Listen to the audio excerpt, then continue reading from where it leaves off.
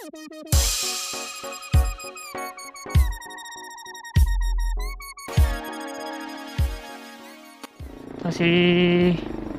si Kuya tatanungin natin ano. Sir, magandang araw. May itatanong lang ako. Busy ka po ba? Ilan ba? Ilang taon na yung motor mo? Ha? Ilang taon na? Wala pa isang tao. Wala pa, bago pa. Ilan na tinakbo?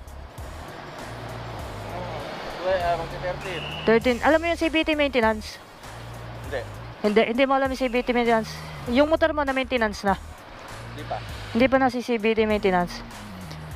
Okay lang ba kung maabala kita? Paano mabalang ka? Nabiyahe ka? Ganun.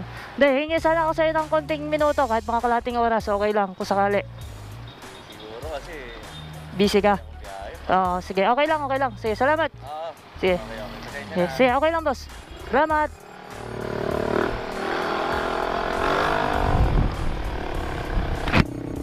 Okay, so busy. Tama, isa pa rito. Marami dito. Kaso tatanong tayo dito.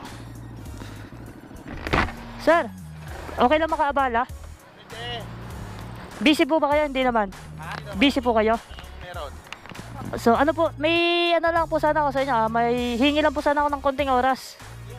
Bali ako po yan, vlogger. Ako po si Ian Motovlog, ano po. Wala po. Okay po. Sino po may-ari nito? Ako. Okay. Ano po ang motor nyo? Ayun, easy sa akin. Ano dulo? Scooter? Oo. Sino pong mga naka-scooter sa inyo? Sino pong naka-scooter? Ito. Tsaka yan, oh. Itong dalawa lang. Click. Tsaka to. Yan, iba. Ay, hindi pala. Okay. So may tanong lang po ako sa inyo. Ilang taon na po itong motor nyo? Isang taon po. Isang taon. Ilan na po yung tinakbo? 30. 30,000. Ito pong isa? Bago lang yan. Bago lang. So 30,000. Sir, alam nyo po yung CVT maintenance? Ha? CVT maintenance, alam nyo po? Hindi pa masyado. Hindi nyo pa alam yung CVT maintenance? Yung familiar eh. Ganon. So ito po ba motor nyo? May maintenance nyo po ba yung ano niya, makina? Maintenance ko lahat daw.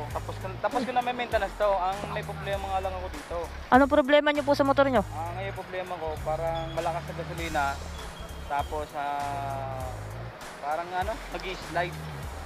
Nag-i-slide yung takbo niya? Parang ganon. Parang palyado gano'n. Ganon. Parang bitin. Kailan po ba kayo huli nagpa-CVT maintenance? Ang CVT maintenance po tatawag is yung linis pang gilid. Ulit. Yun. Kailan po siya huli na linis pang gilid? Isang buwan pa lang. Isang buwan pa lang. Bagong palit lang ang niyan eh. Belt, bola, saka slider. Gano'n, yung slider piece. So, bagong palit pa yung panggilid lahat. Ibig sabihin, fresh pa. Fresh. So, ang problema nyo po is lumakas sa gas. Sa akin Ano po kasi ako, nagbablog po ako. So, bali, naka 18,000 subscriber na po ako sa YouTube channel. Bilang pasasalamat po doon sa mga subscriber ko, mag-offer po ako ng maintenance para sa motor. So, ngayon po, sabi nyo, tumakaw sa gas. Tapos, i-reset. Yun yung gusto nyo. Okay lang po ba kung saksakan natin ng diagnostic tools yung motor nyo para mabasa po natin? Sige po. Da-diagnose lang natin, sir, para malaman. Nadagit sila kahapon eh. Wala naman lumabas kahapon. Diniagnose na?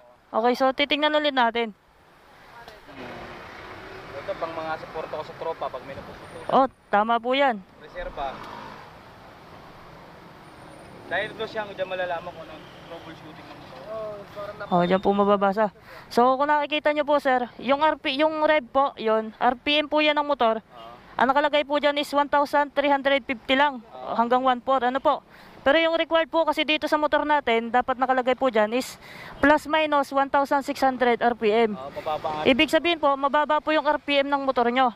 So, hindi naman po kayo namamatayan sa daan. Hindi po naman. Pagka umaga, pagkakabuhay, parang namamatay. Sa umaga, unang handa namamatay. Yun, ganon. So, ibig sabihin po kasi mababa yung RPM ng motor nyo. Yan. So, check pa natin. Yung throttle body niya, throttle body position po niya, is naka 0.0 degree. Okay naman po. Okay naman po. Fault code, wala naman po siyang error. Yan o, 0, 0. So ngayon, ang problema po sa motor nyo ay mababa po yung minor. Dapat po kasi plus minus 1,600. Ibig sabihin po, 1,500 to 1,600 RPM. Okay, so ngayon po, itono natin. Okay lang? Okay na po. Sige po. Baka sakali pag tinuno mo, umina sa gasolina. Kasi wala siya sa timing. Ganun po yan. Pwede po, pwedeng tumama. Kasi kung check po natin yung spark plug niyan, pwedeng lean, pwede pong kulang. Pwedeng maputi, pwedeng maitim. Dapat po kasi madilaw. Okay, so dapat po tama yung RPM niya. So ngayon, sige, biritin mo nga, sir. Sige, bitaw. Sige, okay na, bitaw. So mababa talaga. 1, 2, 1, 3 lang na po. Dito lang po yung pinipit sa idle mixture.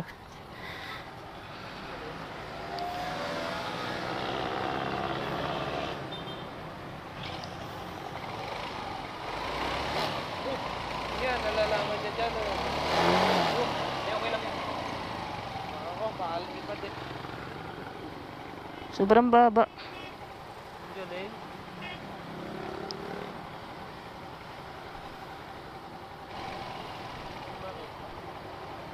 Sobrang baba, hindi nagbabago.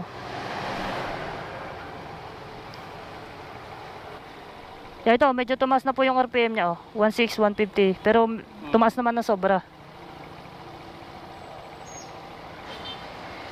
Kaya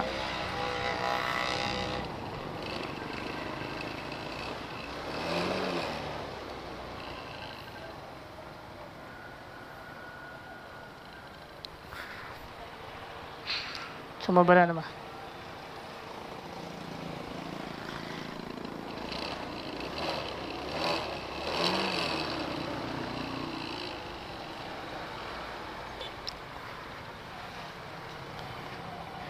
Medyo mataas pa po. Dapat naglalaro lang siya sa 1615, gano'n.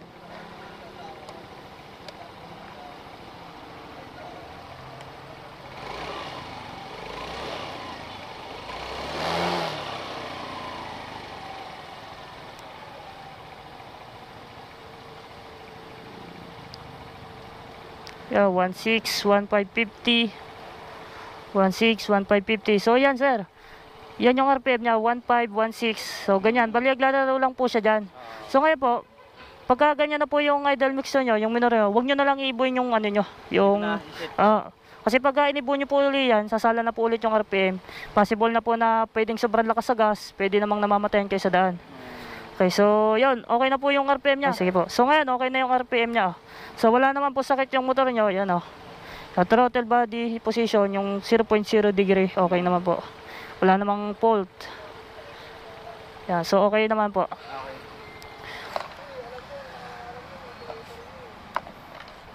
Taga saan po ba kayo?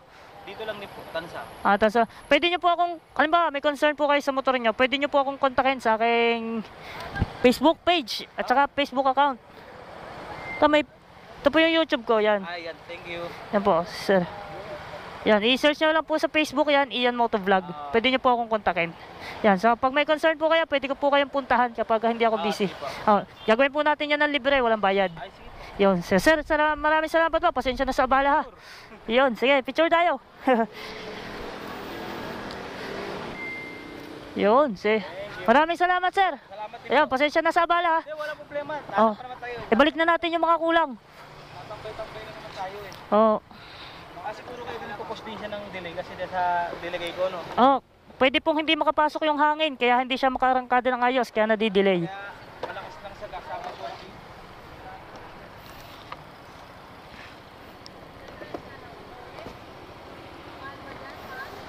Oo. Okay. Taga sa kayo, boss? Yan, sir. So, bali, taga dito lang din po ako sa Tansa. Bali, wala pa po akong physical na shop. Bali, ginagawa pa lang po dito po sa Paradahan. Pero kung mayroon po kayong shop na gustong puntahan at gustong magpagawa kayo, ang may recommend ko po sa inyo na shop ay sa kaso medyo may kalayuan. Dito po sa may Langkaan, sa Chenmoto FI. Meron din po silang branch sa sa Bulihan, silang Cavite. So, kapag gusto niyo po maghanap ng ng shop na pagpapagawa at naghanap po kayo ng mga piyesa, pwede din po doon. At kung may mga kaibigan po kayo na malalapit doon sa lugar, pwede niyo pong may recommend yung Chenmoto FI. So, yun na po, sir. Maraming salamat po ulit. Salamat. Yan, sige. Pasensya na kayo sa abala. Walang problema, nakatambay naman. Sige. Sir, maraming salamat po. Pasalamat. Sige, sir. Salamat po. Sana, maging okay na motor niyo.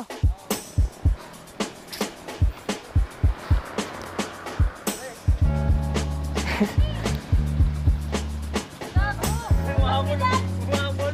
Sige, sama. Yes, sir. Salamat po. Sir.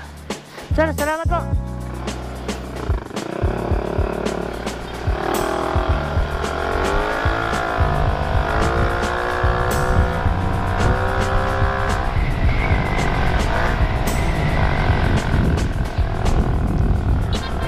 Okay, so yun mga men. So meron tayong natulungan na isa. So ayun, kulang pa to bilang pasasalamat sa pagsuporta nyo sa akin mga men. So ayan, so bali tatapusin ko muna itong video na to. At sa susunod ulit, at pabang-abang na lang ng video para dun sa giveaways na gagawin ko, mamimigay tayo ng CVT parts. Alright, so ayan, maraming salamat mga men. Hanggang dito na lang tayo at maraming salamat sa panonood ng aking video at maraming salamat din sa pagla-like, share and subscribe sa aking YouTube channel. Hanggang dito na lang tayo mga men. Ride safe sa ating lahat. Alright.